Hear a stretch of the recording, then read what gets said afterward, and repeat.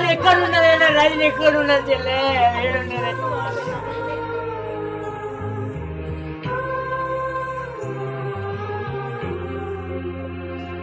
నా భార్య నిప్పని నచ్చలు తెలుసుకోలేకపోయా నేనే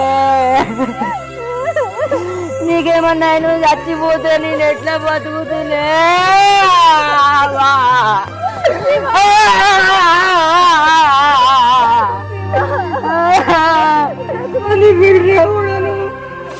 నా మీద ప్రేమ వదులుకోలేదే